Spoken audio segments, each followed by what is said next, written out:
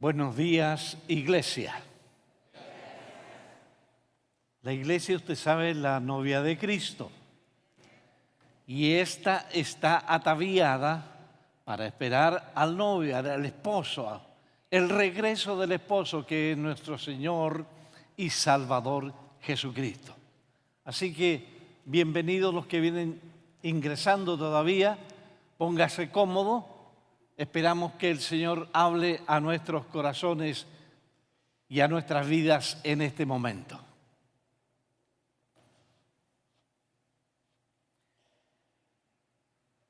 Continuando con la serie La Historia, capítulo 15, me parece, el título de la serie es Mensajeros de Dios. Usted y yo hemos sido llamados, del momento que hemos creído, ya nos hemos convertido en mensajeros de Dios. Pero es importante señalar o destacar o recordar qué es lo que es un mensajero. De acuerdo a lo que he podido investigar, mensajero es una persona que tiene el oficio de realizar un servicio para recoger una carta o un paquete a quien se la requiere y seguidamente llevarlo y entregarlo a su destinatario. Esa es la descripción de mensajero. Pero ¿qué dice la Biblia acerca del mensajero? Los mensajeros de Dios honran, exaltan y proclaman la ley de Dios. Esa es la función del mensajero de Dios. No enseñan su propia voluntad, sino la voluntad de quien les envió. Y en esta mañana, voy a decir, mañana gloriosa, tú y yo podemos ser esos mensajeros que Dios en el día de hoy necesita. Usted sabe que hay mensajeros buenos y hay mensajeros malos. Vamos a la palabra de Dios. Salmo 115, versos 3 al 8, la Escritura nos dice de la siguiente manera: nuestro Dios está, ¿dónde? En los cielos. Todo lo que quiso ha hecho. Los ídolos de ellos son plata y oro, obra de manos de hombres. Tienen boca y no hablan. Tienen ojos y no ven. Orejas tienen y no oyen. Tienen narices y mas no huelen. Manos tienen, mas no palpan. Tienen pies, mas no andan. No hablan con su garganta. Semejantes a ellos son los que los hacen y cualquiera que confía en ellos. Palabra del Señor. ¿Qué pasa con los que exaltan ídolos? Dice la Escritura que serán castigados. Dios Todopoderoso destruirá a los idólatras y a sus ídolos. Solo Dios merece adoración. Pronto, amado hermano, llegará el día en que solo y solo Él será engrandecido y su reino eterno será claramente manifestado entre sus siervos, vale decir, entre nosotros. Tenemos algunos mensajeros destacados en la Biblia. El número 1 dice: la Biblia nos presenta en esta ocasión un cuadro hermoso. Nos presenta a un individuo llamado Elías y el otro llamado Eliseo. Elías era uno de los más extraordinarios personajes de la historia bíblica. era tosco en apariencia, ningún atractivo, y en su modo de vestir, muy descuidado como muchos hoy en día. Como tal, era un prototipo de Juan el Bautista.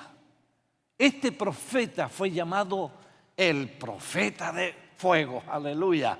¿A cuántos le gustaría ser indicado como Elías? Usted tiene que responder. Así que parte de su ministerio lo encontramos allí en Primera de Reyes, capítulo 17 al 19. Y comenzamos diciendo que el malvado rey Acab había llegado a ocupar el trono de Israel como en el año 874 a.C. Según encontramos en Acab, fue el más perverso de los reyes de Israel. Su esposa Jezabel era la hija del sacerdote y rey pagano de Sidón. Acab se había entregado a servir a los ídolos de su esposa. A causa de esta situación, el profeta Elías se presentó ante el rey y retó a los 450 profetas de Baal, juntamente con todo el pueblo, para que cada bando clamara y se manifestara quién era el verdadero Dios. Los profetas de Baal edificaron su altar, colocaron un buey y comenzaron a clamar a Baal. Pero como es natural, Baal no podía responderles porque no era más que un ser inanimado y un ídolo de piedra. Aquellos hombres aún se rasgaban sus cuerpos y sangraban para ver que si de alguna manera Baal les respondía. El resultado fue lógico. Pasó toda la mañana, el mediodía, y Baal no pudo obrar. Ahora solo restaba que los profetas de Baal hicieran algo para que Dios no respondiera a Elías tampoco. Pero ¿acaso podrían ellos hacer algo contra el Dios verdadero? Naturalmente que no. Vamos con Elías preparando el altar para el Señor. La oportunidad se había pasado para los profetas de Baal. Toda una mañana era más que suficiente para comprobar que no habían podido recibir ninguna respuesta. Ahora Elías, con todo derecho, como siervo del Altísimo, pidió que el pueblo se acercara. Así, estando cerca, tendrían una buena oportunidad de mirar la realidad del milagro que estaba por realizarse. Elías se vio obligado a reparar el altar de Jehová porque ya estaba arruinado a consecuencia del abandono o tal vez por la malintencionada acción de los adoradores de Baal. Fue necesario que Elías usara el altar de Jehová y no el mismo altar contaminado que habían construido los profetas de Baal. Lo levantó en el nombre del Señor, aleluya, con 12 piedras que representaban naturalmente a las 12 tribus de Israel, porque el testimonio que ahora estaba dando era para todos los hijos de Israel. Ahora, estimados hermanos, es interesante notar que Elías quería asegurarse que toda la gente mirara que el milagro sería una realidad. Así que hizo una zanja alrededor del altar y mandó que derramaran 12 cántaras de agua sobre el buey. Había llenado de agua todo el altar. Era para que todos vieran el poder de Dios en acción o manifestándose ante todas las posibilidades humanas. El agua echada sobre el buey era tanta que corría sobre el altar y llenó hasta la zanja. ¿Qué fuego sería capaz de incendiar esas aguas? Apreciado hermano y amigo en Cristo, quiero que reflexiones un momento. ¿Cuánto tiempo has dejado o abandonado tu búsqueda de Dios? ¿Tras de qué dioses has estado todo este tiempo? ¿Familia? ¿Amigos? ¿Trabajo? ¿Estudios?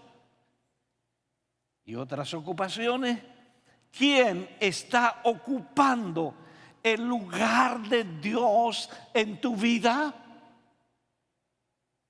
En nuestra lectura, aquí el rey Acab desvió el corazón del pueblo, lo llevó a la idolatría y perdición.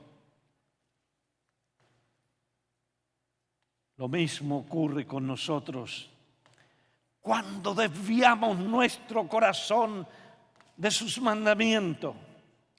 ¿Qué dice la Biblia de eso? Deuteronomio capítulo 6, los versos 4 al 6, la Escritura dice así: Oye Israel, Jehová nuestro Dios, Jehová uno es, y amarás a Jehová tu Dios de todo tu corazón y de toda tu alma y con todas tus fuerzas. Estas palabras que te mando hoy estarán sobre tu corazón. Hasta allí la palabra del Señor. La oración que Dios escucha. No fue necesario que Elías orara toda la noche para que Dios le respondiera en esa ocasión. ¿Cuál sería la causa, amado hermano? ¿Cuál sería la causa? Hay varias cosas que podemos observar en esta petición. Primeramente vemos el reconocimiento de de Elías hacia Dios. Lo primero que hallamos en su oración es una declaración de la identidad de Dios. ¿Cuál es esa identidad de Dios? El Dios de Abraham, el Dios de Isaac, el Dios de Jacob. Aleluya. Así es. En segundo lugar, vemos el propósito de esta misma. Todo lo que Elías quería era que se manifestara claramente ante todos que Jehová es el único Dios verdadero. Aleluya.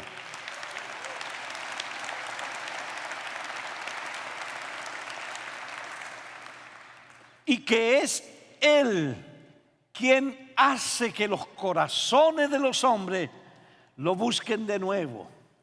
Es la oportunidad que tenemos nosotros. Qué bendición de parte de Dios para cada una de nuestras vidas. En tercer lugar, notamos que Elías hace la petición y vuelve a repetir el propósito de la misma, que no era egoísta, sino para honrar el nombre de Jehová. Queda clara la razón por qué Dios escuchó su oración y le respondió inmediatamente. Bendito sea el Señor. En tercer lugar tenemos la manifestación del poder de Dios. La respuesta de Dios fue inmediata. La oración de Elías no se hizo esperar. No se llevó más de medio minuto y eso fue suficiente para que Dios, el Dios de los cielos, respondiera. Inmediatamente descendió fuego del cielo y consumió no solo el buey, sino también la leña, las piedras y el polvo y el agua que había caído en la zanja. Había sido una respuesta indiscutible. Gloria al Señor.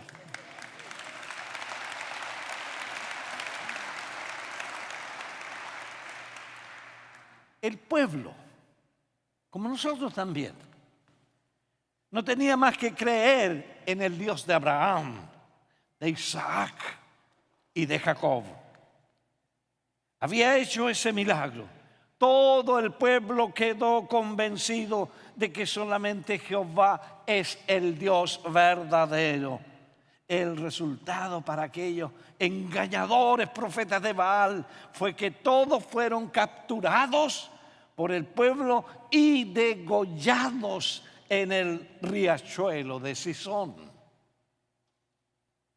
Para concluir esta parte, hoy estamos lejos de ver hombres adorando a los Baales, imágenes o estatuas, pero están adorando lo que no es Dios. En su corazón hay otras cosas que ocupan el primer lugar del centro de su vida. El hombre necesita creer en Dios, pero no quiere obedecerle. Hoy el desafío de Elías se escucha por todas partes. Si Jehová es Dios, hay que seguirle. Si tú dices creer en Dios, tienes entonces que seguirle, obedecerle, acabar con los Baales que puedan estar en el centro de tu corazón. Sin que tú te des cuenta, hay que derribar esos altares y servir solo a Dios. ¿Lo estás haciendo? Amén. Ahora la pregunta es, ¿lo estás haciendo? ¿Qué cosas están impidiendo que Dios sea el primero en tu vida? Medita, reflexiona, recapacita. Aún hay tiempo de estar a cuentas con el Señor.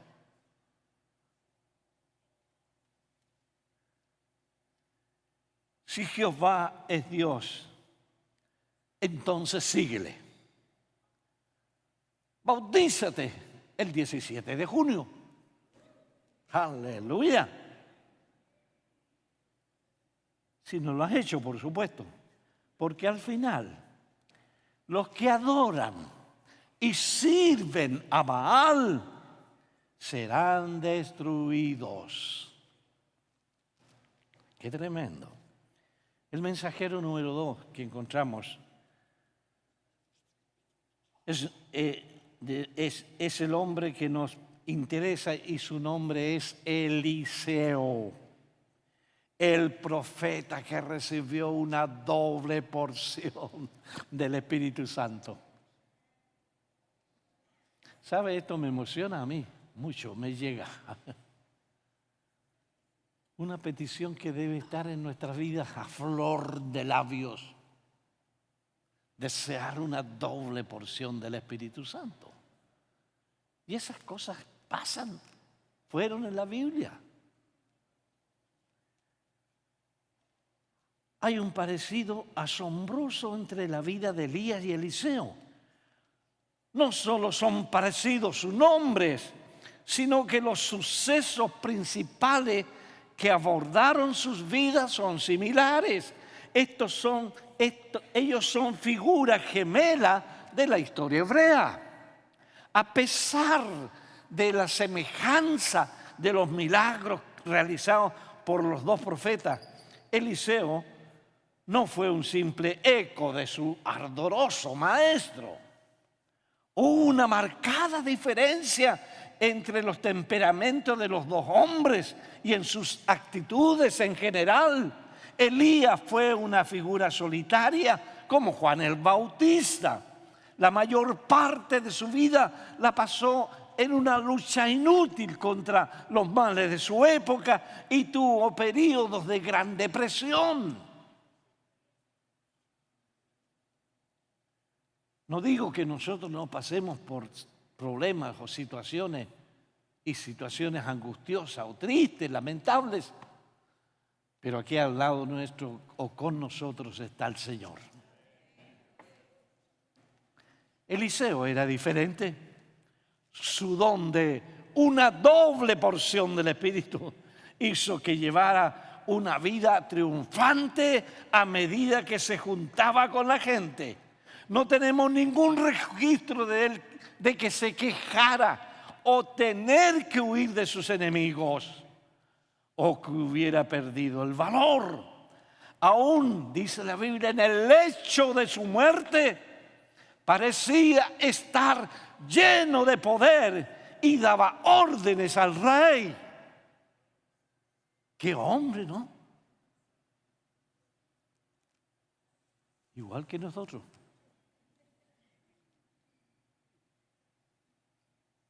Eliseo tuvo una oportunidad tremenda de haber caminado con este hombre, es decir, con Elías. Todo comenzó con un manto cuando éste cayó sobre él. La Biblia dice que Eliseo estaba arando con 2 yuntas de bueyes. La Biblia dice que Eliseo era calvo y era peladito como algunos por aquí.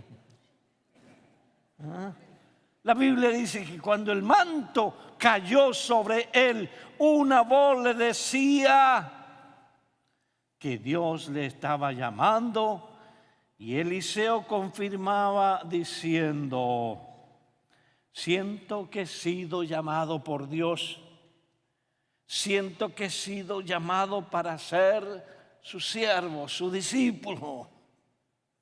Siento que he sido llamado por Dios a estar contigo todos los días. Y Elías tuvo que decirle: yo no te he hecho nada. Pero el Dios de Elías sí tenía en cuenta a Eliseo. Comprendió que Eliseo era un hombre fiel. La Escritura dice así: te voy a sacar de las yuntas de bueyes y te voy a convertir en un verdadero profeta. ¿Para qué? Para que prediques el mensaje con poder, un mensaje profético lleno de reconciliación. Hermanos amados, Eliseo tuvo un gran privilegio de conocer a Elías. La Biblia dice que 2 hombres son mejores que uno, porque si uno se cae, el otro lo levanta. ¡Aleluya! Hermano, caminar con ese hombre es un privilegio. Todo era maravilloso, todo era bonito. Hicieron los mismos milagros, escuchaban la misma voz de Dios, gozaban las mismas bendiciones, y ahora llegó el momento fatídico de la separación. Elías le dice a Eliseo: tengo una mala noticia para ti. El Dios de los cielos me viene a buscar y yo me tengo que ir con él. ¿A cuánto les gustaría escuchar esa voz? Gloria al Señor. Pero antes de irme, dice el profeta, yo quiero dejarte un recuerdo. Quiero dejarte algo para que te acuerdes de mí. Pídeme, Eliseo, lo que quieras para dejarte de recuerdo. Ya me imagino a Elías en aquel diálogo con Eliseo.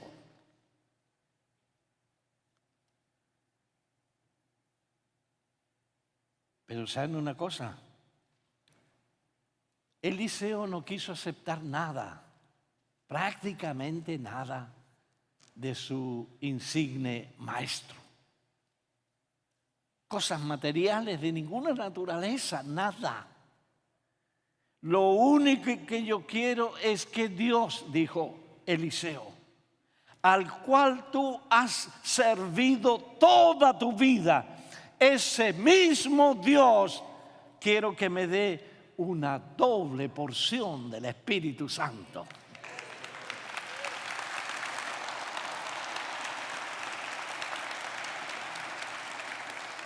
Mis apreciados hermanos y amigos, busquemos esa doble porción del Espíritu Santo que Dios tiene para cada uno de nosotros ahora mismo. No es dado a largo plazo. Si lo pedimos, Él nos lo dará ahora. ¿Lo cree? ¿Cuántos dicen amén? Aleluya.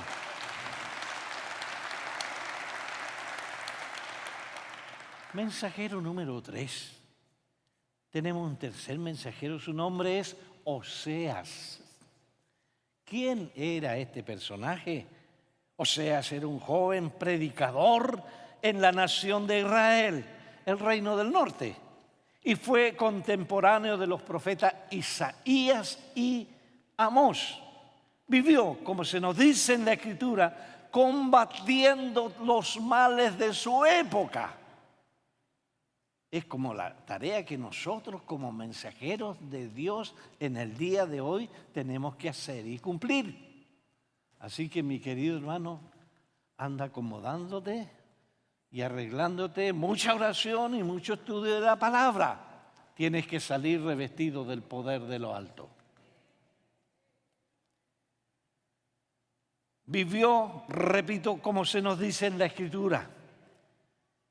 Oseas capítulo 4 y verso 1 dice: oíd palabra de Jehová, hijos de Israel, porque Jehová contiende contra los moradores de la tierra, porque no hay verdad, ni misericordia, ni conocimiento de Dios en la tierra.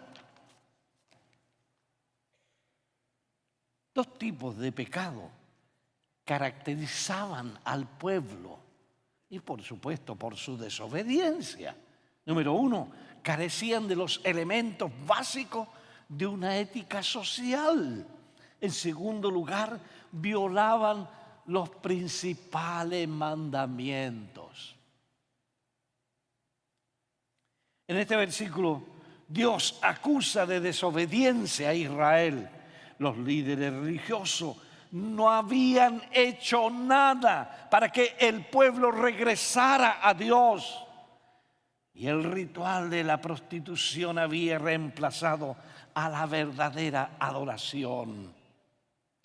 La nación estaba declinando espiritual y moralmente y quebrantaba las leyes que Dios les había dado.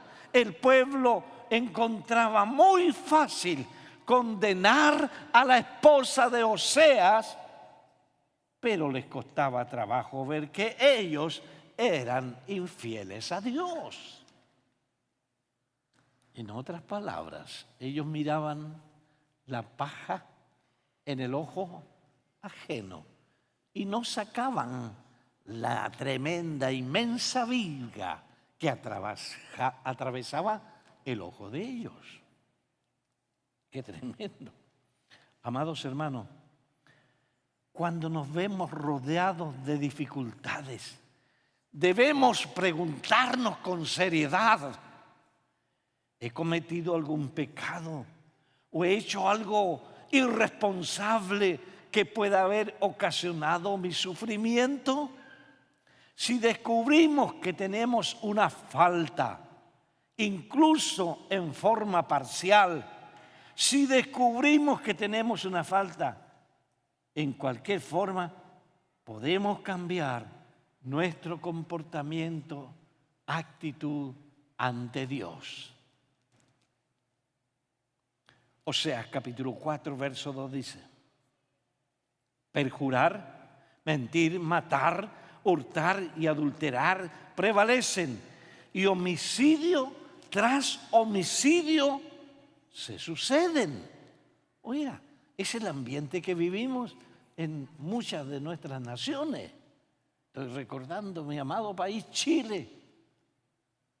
Hay tanta maldad y pecado que ya se hace incontrolable, o las mismas autoridades no quieren controlar e imponer justicia. Recuerde que cada autoridad puesta, ya sea en México, Estados Unidos, en Japón, en la China, en Bolivia, en Perú, las autoridades han sido puestas y establecidas por voluntad de Dios. En otras palabras, ellos son representantes de Dios en la tierra, aunque no salvos. ¿Lo sabía? Por eso que nosotros, como buenos cristianos, debemos someternos a las autoridades establecidas por Dios. Lea capítulo 13 de Romanos.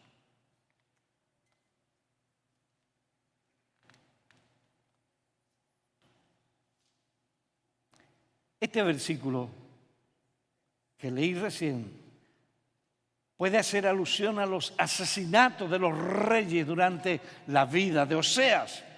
Dios señaló que incluso el asesinato estaba siendo tomado a la ligera en Israel. La palabra del Señor dice en Oseas 4, verso 3, por lo cual se enlutará la tierra y se extenuará todo morador de ella, con las bestias del campo y las aves del cielo, y aún los peces del mar morirán. El pecado del hombre tiene un efecto deprimente sobre su entorno. Oseas capítulo 4 y verso 4 dice: ciertamente hombre no contienda ni reprenda a hombre, porque tu pueblo es como los que resisten al sacerdote. ¿Quiénes resisten al sacerdote? Se refiere al rechazo de la autoridad ordenada o establecida por Dios. En ese aspecto, nosotros los creyentes debemos ser obedientes a las autoridades, no solamente las autoridades civiles, sino, si podemos decir religiosas también, vale decir los que nos gobiernan en la iglesia. Oseas presentó su cargo contra los líderes religiosos. ¿Quiénes eran estos líderes religiosos?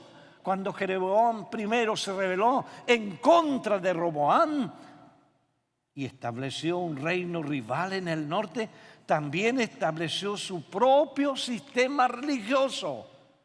En violación a las leyes de Dios, hizo 2 becerros de oro y le dijo al pueblo que los adorara.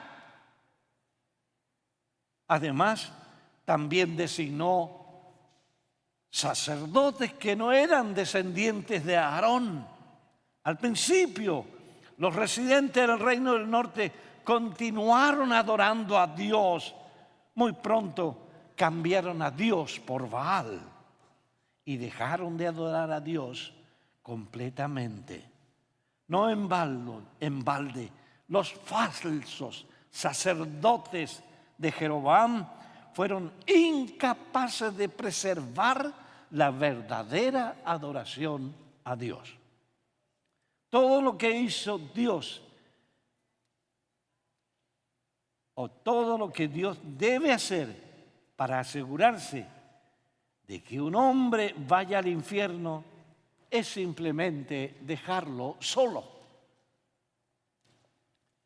Nuestra oración, mis queridos hermanos, debe ser siempre: Señor, no me dejes solo, sigue trabajando en mí. Y vamos al cuarto mensajero. ¿Quién es el profeta Amós? La palabra del Señor nos dice ahí en el capítulo 1 de su libro y verso 1, las palabras de Amós, que fue uno de los pastores de Tecoa, que profetizó acerca de Israel en los días de Usías, rey de Judá, y en días de Jeroboam, hijo de Joá, rey de Israel, 2 años antes del terremoto. Mis apreciados, Amós era un pastor de Tecoa. El mensaje que dio fue para toda la casa de Israel y para las demás naciones del mundo. En ese entonces no era un mensaje nuevo. Y aún hoy en día se conserva su valor. El nombre Amós significa carga o el que lleva una carga. Como la mayoría de los profetas de profecías de Amós tienen que ver con juicio venidero sobre naciones alrededor de Israel o sobre Israel mismo. Él era un profeta con una carga. Apreciado hermano, ¿acaso no sientes sobre tus hombros esa carga? Esa carga no es solo responsabilidad de algunos en particular, sino que es una responsabilidad de todos. Cada uno de nosotros es llamado a comunicar un mensaje de liberación para que la gente no sea condenada por nuestra falta de dedicación, consagración en el servicio a Dios. El apóstol Pablo, con mucha razón, aconsejaba a su hijo Timoteo y le decía: cumple tu ministerio. Haz obra de evangelista. Parece que Amós no tenía ningún entrenamiento teológico o profético formal, aunque había una escuela de profetas conocida como los hijos de los profetas en aquel tiempo. A pesar de todo ello, amado hermano, Amós era un hombre sencillo, un granjero que había sido llamado en forma única al ministerio. Amós, en breves palabras, habló de su trasfondo y llamado al ministerio. Así dice la Escritura. Amós capítulo 7, versos 14 y 15 dicen a la letra: entonces respondió Amós y dijo a Amasías: no soy profeta, ni soy hijo de profeta, sino que soy boyero y recojo higos silvestres. Y Jehová me tomó de detrás del ganado y me dijo: ve y profetiza a mi pueblo Israel. Hasta allí la palabra del Señor. El último mensajero, mensajero número 5.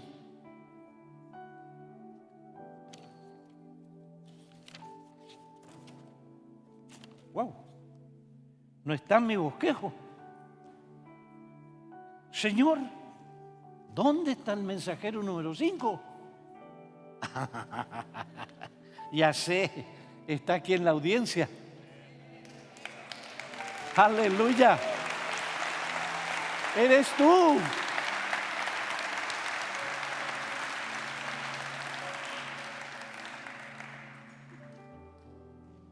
Tú que fuiste comprado a precio de sangre.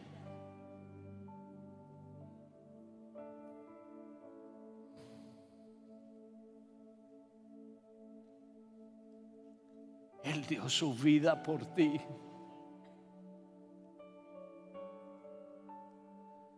cómo lo golpearon, cómo lo maltrataron. ¿Qué cosa no hicieron con él?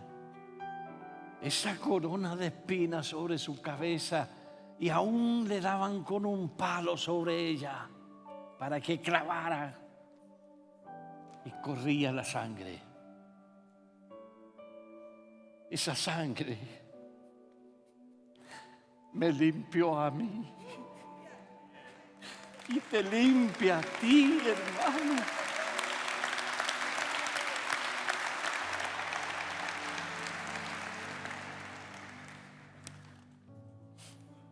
El Señor no quiere tu servicio, ni tu capacidad, ni siquiera, a ver, ¿qué os voy a decir? Tus títulos, puede que los pongas al servicio del Señor, pero Dios quiere hacerte un mensajero. Yo sé que esta mañana la gran mayoría, sin duda, ya tiene a Cristo en su corazón. Pero hay alguien que ha venido por primera o segunda vez aquí y no ha tomado la decisión más importante de su vida, la decisión, escúchame bien, la decisión que tiene trascendencia eterna, más allá de esta vida. Él quiere darte la oportunidad ahora. Amigo, yo te invito a que lo confieses con tu boca y lo creas en tu corazón, que es Cristo, el Señor es tu Salvador. ¿Quieres que ore por ti? Inclina allí tu rostro. Si has venido, repito, por primera o segunda vez, repite conmigo: amado Dios, Padre y Señor mío, te agradezco la oportunidad, el privilegio de escuchar tu voz a través de tu palabra. En este momento, amado Jesús, habiendo tomado conocimiento de lo que tú has hecho por mí, abro mi corazón y te digo: entra en él y haz tu trono en él. Te doy gracias por eso, Jesús. A ti te rindo mi vida, mi alabanza y mi adoración. Que así sea. Amén y amén. Esta oración que acabas de hacer va a cambiar tu vida. Acabas de aceptar a Jesús en tu corazón y queremos acompañarte en este nuevo caminar que va a transformar tu vida para siempre. Te animo a que escribas en los comentarios la palabra acepto para poder hacerte llegar un material con el que podrás conocer un poco más acerca de lo que acabas de hacer. De igual manera, si quieres un poco más de acompañamiento personal, puedes escribirnos en nuestras redes sociales y nosotros con gusto te vamos a atender. Quiero leerte un versículo que está en Malaquías 3:10, que dice: traigan todos los diezmos al depósito del templo para que haya suficiente comida en mi casa. Si lo hacen, dice el Señor, les abriré las ventanas de los cielos. Derramaré una bendición tan grande que no tendrán suficiente espacio para guardarla. Inténtenlo, pónganme a prueba. Este versículo me lo enseñó mi papá hace muchísimo tiempo y ha sido de gran bendición en mi vida. Cuando yo comencé a diezmar no entendía lo que estaba haciendo y pude entender que Dios hablando a mi vida y diciéndome que puedo ser de bendición al momento de yo aportar en esta casa. Así que tú también puedes probarlo ahora en esto para ser de bendición y tú también recibir bendición. ¿Qué te parece si oramos por los diezmos y ofrendas? Papá, te damos muchísimas gracias por la oportunidad que nos das de ser de bendición para otros, así como han sido de bendición para nosotros. Te pedimos que estos recursos sean usados para tu reino de manera efectiva y que podamos llegar a más personas y ser de apoyo y bendición para muchas personas. Te damos gracias por quien los administran. Te pedimos que seas tú guiando a esas personas. En el nombre de Jesús. Amén. Familia, recuerda que nuestras formas de dar están apareciendo en pantalla. Hay maneras de hacerlo de manera digital o presencial, así que tú puedes elegir la que mejor se te acomode. No olvides que puedes seguirnos en nuestras redes sociales para que estés al tanto de todas las actividades que tenemos en la semana. Hay una actividad para ti y tu familia. Te esperamos. Gracias por ser parte de esta reunión en línea. Te vemos la siguiente semana.